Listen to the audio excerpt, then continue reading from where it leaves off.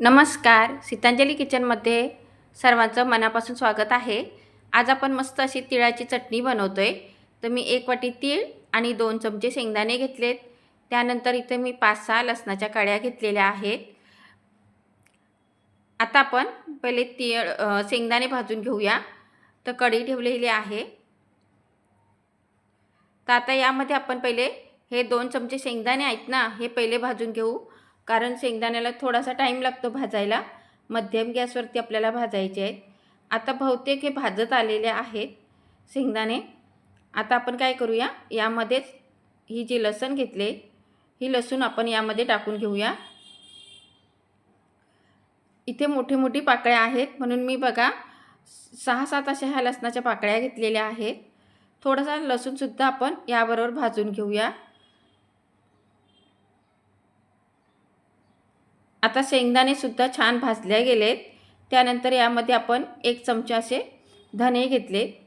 चमचा एकदम बारीक आहे माझा, म्हणून मी 1.5 चमचा घेतला आहे। आणि पाव चमचा आपण जिरं घेतलेलं आहे। तुम्हाला जर हे धने नसेल टाकायचे तर नाही टाकले तरी पण चालेल, पण जिरं नक्की टाका। आता बघा छान भाजले गेले। खूप जास्त भाजायचं नाही, कारण धने लगेच भाजल्या जातात आणि मग जास्त भाजले ना तर चटणी कडवट लागेल। आता छान भाजले गेले। आता काढून घेऊया आपण। आता एका डिशमध्ये मी काढून घेते आणि आता आपण हे थंड करून घेऊया, कारण शेंगदाणे भाजले गेलेत, पण थंड झाल्यानंतर अजून खरपूस होतात हे। आता आपण तीच कढई घेतली, त्यामध्ये आपण हे तीळ आहेत, तीळ सुद्धा भाजून घेऊया।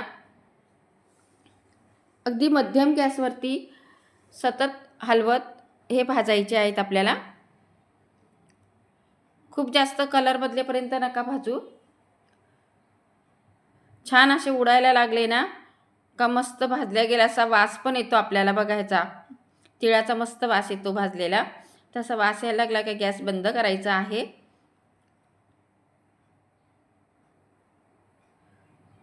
आता तीळ बघा छान भाजले गेलेले आहेत। कढई कशी गरम असते ना, त्यामुळे सतत हलवत राहायचं गॅस बंद केल्यानंतर पण,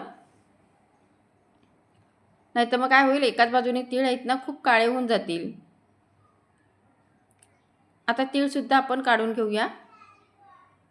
इथे मी राहुल बरोबर गप्पा मारत आहे। आता तीळ शेंगदाणे काय आहेत, आता खूप गरम आहेत बघा, हे गरम आहेत, तर लगेचच आपल्याला दळायचं नाही आहे, ह्यांना थोडं थंड करून घेऊया। आता तीळ आणि शेंगदाणे हे थंड झालेले आहेत बघा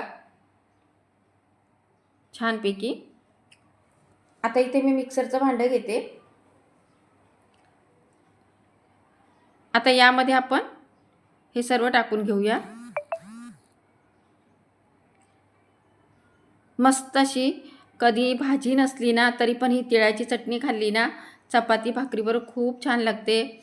त्यानंतर जेवणाबरोबर तोंडी लावण्यासाठी पण मस्त अशी ही चटणी लागते खायला। नक्की बनवा तुम्ही।